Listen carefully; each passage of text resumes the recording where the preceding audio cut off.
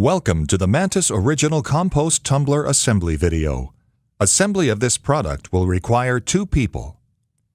Carefully remove the parts from the packaging.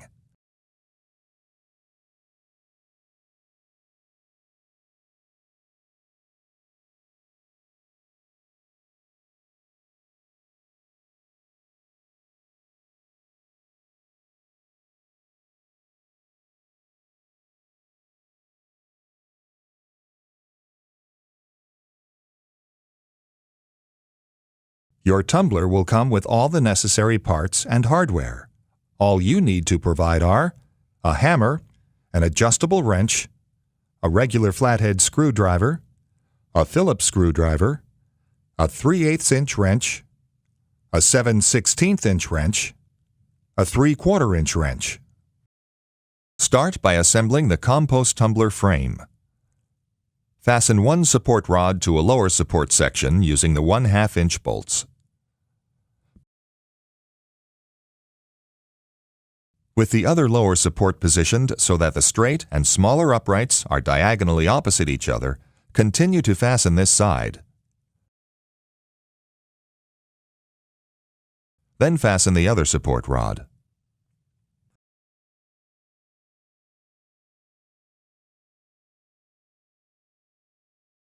Slip the ends of the upper supports onto the uprights of the lower supports in the opposite direction of the lower supports.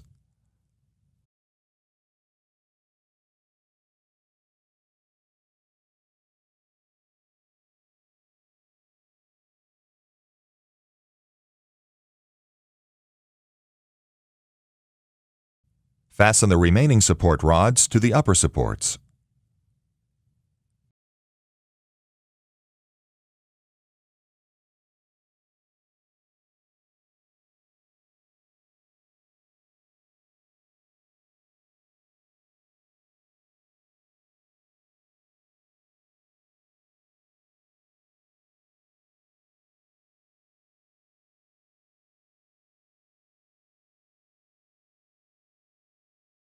Using a 3/4 inch wrench, snugly tighten each bolt to stabilize the frame.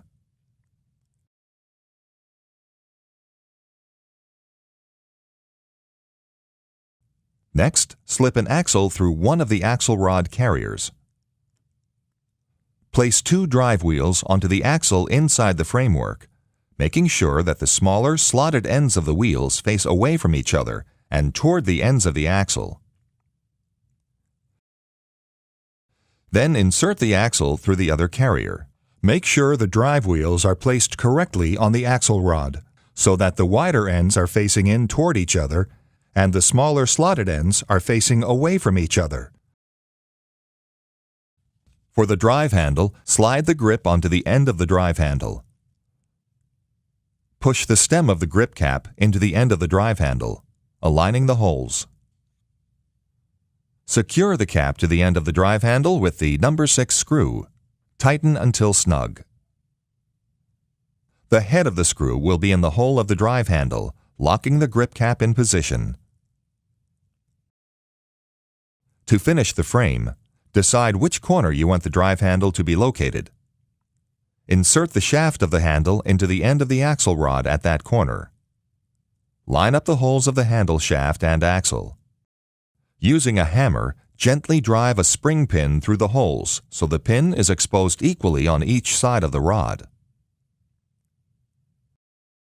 Repeat this for all corners. Move each drive wheel into position, lining up the slots in the wheel with the pin.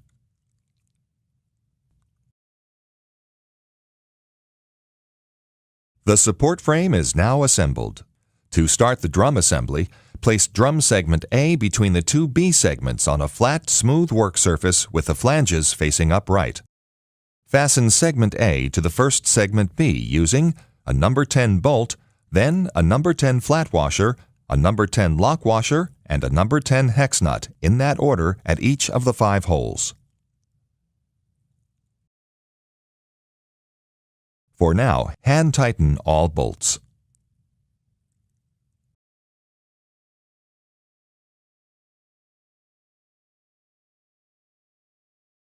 Attach the other segment B to the other side of segment A in the same manner.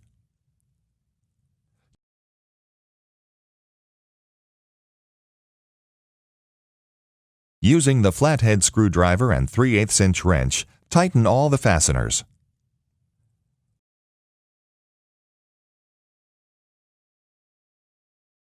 Place an end cap on the work surface, noting the position of the screen. Carefully pick up the 3 drum sections. Then, by bending it with the mixing fins on the inside, and with the middle section A centered at the screen, fit it into the rim of the end cap, forming 3/4 of the cylinder. Be sure to fit the mixing fins along the alignment slots of the end cap.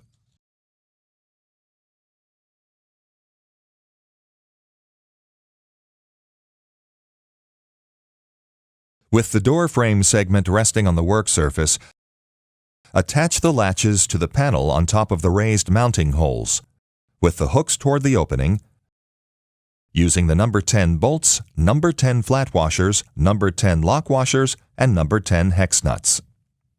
Be sure the bolt head is on the underside of the panel, in the recess.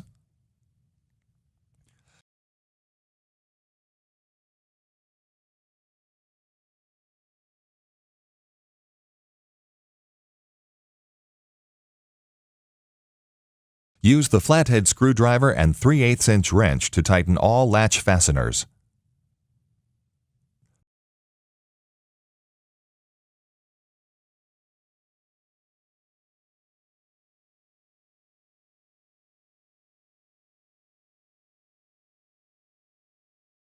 Position the latch hooks on the other side of the panel, with the hook ends toward the opening.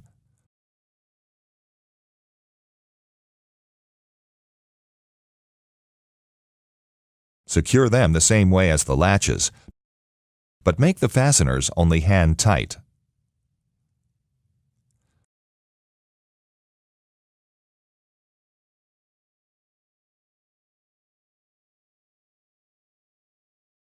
Position the door in place on the panel. Fit the notches on one end of the door into the hooks on the panel, and the hooks of the latches into the notches on the other side of the door. Close the latches to check their tension. They should snap closed, but should not be too difficult to open. Adjust the latch hooks, then tighten them with the flathead screwdriver and 3/8" wrench. Remove the door for the next step. Carefully fit the door frame into the last space of the end cap, overlapping the adjoining segments and lining up the holes. Starting from the bottom, fasten the door frame to the other drum segments using the gold shoulder bolts, number 10 flat washers, and number 10 lock nuts at each of the slots on both sides. The slotted holes will allow for adjustment to make placement of the second end cap easier. Use the Phillips screwdriver and 3/8" wrench to turn the lock nuts onto the bolts until the nut bottoms out against the shoulder of the bolt. The shoulder bolt should spin freely in the slotted hole. This is to allow movement of the panels during operation resulting from changes in temperature. Position the second end cap over the open end of the drum, lining it up so that the screens are in the same position, and the flanges in the drum match the slots in the cap. Be sure that the edges of the drum fit snugly into the rim of the end cap all the way around, and that the flanges inside the drum are all fitted into the alignment slots on the cap. Thread an acorn nut onto the end of one tie rod, just until the nut holds, about 2 turns. Insert the other end of the tie rod through one of the 4 holes in the top end cap and through the opposite hole in the bottom end cap. Thread a second acorn nut onto the exposed end of the rod. Repeat this with remaining tie rods. Tighten all 8 acorn nuts using an adjustable wrench and a 7/16" wrench. Do not over-tighten. Position one aerator outside section on the outside of the door. Insert one bolt through the aerator outside section and the hole in the door. Slip one aerator inside section over the bolt on the inside of the door and thread a wing nut onto the end of the bolt until snug. Be careful not to over-tighten. Repeat with the second aerator. The aerators have a curvature to fit the shape of the drum. Make sure they are in the correct orientation. Attach the door to the drum.